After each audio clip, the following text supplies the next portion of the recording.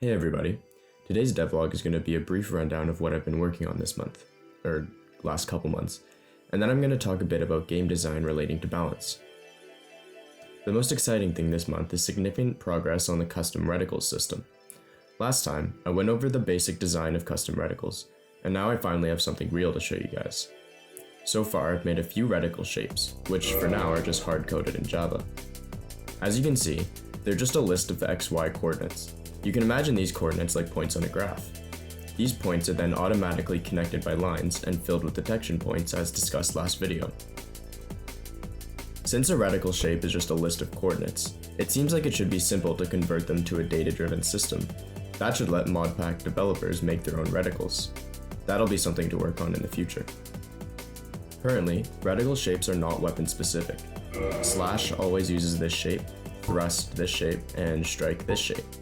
In the future though, I want to let individual weapons use their own reticle shapes for each attack type. So, for example, a trident might have something that looks like this. But that can be added later. There's too many core features still missing to be thinking about bells and whistles. Today, I want to focus mainly on game balance, specifically the relationship between mob and player strength. Because of Minecraft's structure as an open world sandbox, it's pretty hard to find a reliable way to strike a balance between player strength and the dangers in the world around them. Before I delve further into why that is, I want to reiterate that it is the intention of this mod to be a framework for other mods made by both myself and hopefully other modders. A lot of what I'm going to talk about is beyond the scope of this mod and will probably have to be explored in the near future. So first I'm going to talk about the state of balance in general, and then I'll talk about what can be done now in this mod to give a bare bones foundation that can be built upon later. The most basic principle of PvE balance is to make enemies get more challenging as the player grows stronger or more skilled at the game. But this concept is incredibly difficult in a game like Minecraft. For starters, there's no concrete sequence in which the player experiences the game. At best, we know the player will encounter overworld mobs first, and we can probably assume that they'll visit the Nether before the end. Even then, that gives us only a loose rule that overworld mobs should be roughly similar in strength, Nether mobs should be slightly stronger than that, and end mobs should be slightly stronger still. And that isn't accounting for the multitude of mobs and dimensions that are generally added in mod packs. Even within these categories, how should mobs be structured? It's hard to justify making any one mob particularly strong or weak, with the exception of Endermen, who are permitted to be stronger than usual because they're an optional encounter. Most of the mobs here are equally likely to be encountered from the minute the player creates a new world, all the way to when the player has endgame gear.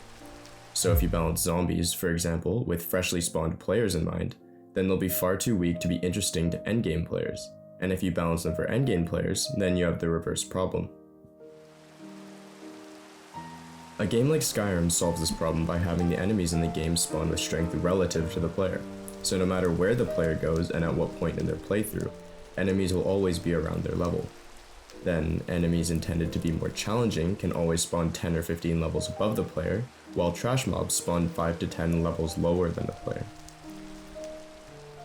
While this system isn't without flaws, it's definitely clear of Minecraft's lack of any kind of system. The problem is, we can't implement something like this in Minecraft because it doesn't have a concrete way to measure player strength, and usually the game has multiple players. You could argue that player strength is directly tied to equipment, but it's very hard to make a system like that work. The ability to unequip items allows the player to de-level, which is very difficult to account for. Also, with the way modern mod packs are designed, it's nearly guaranteed that the player will find some way to jump ahead in progress by finding a structure that has either advanced loot or is made of blocks that the player shouldn't have access to yet. Honestly, this alone is enough to unbalance an entire pack by itself, but that's a topic for another video.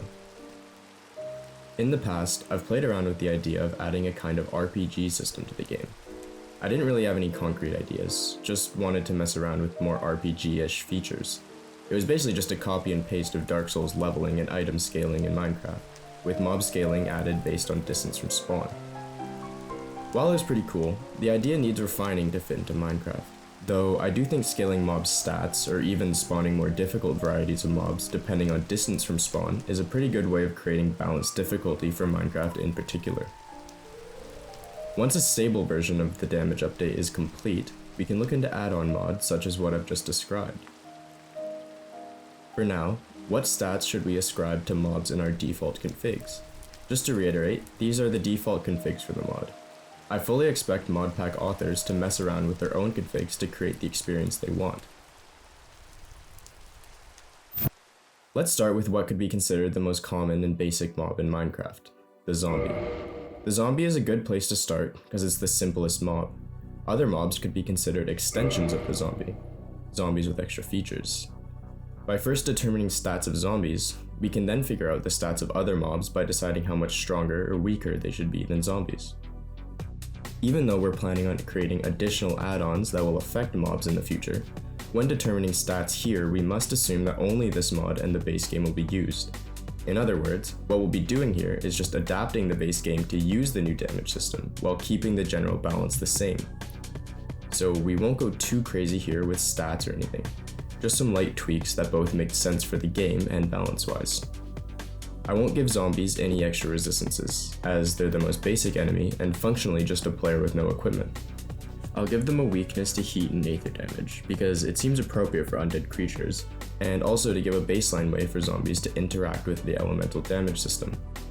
In vanilla Minecraft, they also have a base of 2 armor points. I suspect this has something to do with the strange way armor penetration works in vanilla, but since that no longer exists, I'll add a negative modifier to remove this base armor. Finally, we'll have zombies deal strike damage, because it seems to make the most sense thematically, and I don't see any gameplay reason to change it. Now, I'm not going to go over every mob in the game, because that would take ages, but let's quickly go over skeletons so you guys get a better picture of what's going on here. First, I'll tell the skeleton to inherit the traits that zombies have, that being a weakness to fire and aether damage. Next, I want to add resistance to thrusting attacks, because it adds another dimension to fighting skeletons in a thematic way. Finally, we'll keep the attack type of skeletons as strike, because unarmed skeletons should still be dealing strike damage, even if most of the time they'll have a bow that deals thrusting damage. Which actually reminds me, I've forgotten to actually factor in ranged weapons, so I'll have to get on that. In a broader sense, there's a lot more things to think about when balancing mobs. For example, do we need to make mobs tougher as a way of counterbalancing the player's new offensive stats like lethality? Or do we extend a weakness to water to all end mobs, or just endermen? If you plan on using this mod, these are the kinds of things you should be thinking about when designing your mod pack. Now, with mobs out of the way, the mod is pretty close to being ready for an alpha or beta release. There's a couple of core features missing, namely ranged weapons, config options, and a bestiary. But aside from that, expect a pre-release version of the mod on CurseForge and Mod relatively soon for 1.20.1. Sorry for the long wait on this video, guys, and have a good one.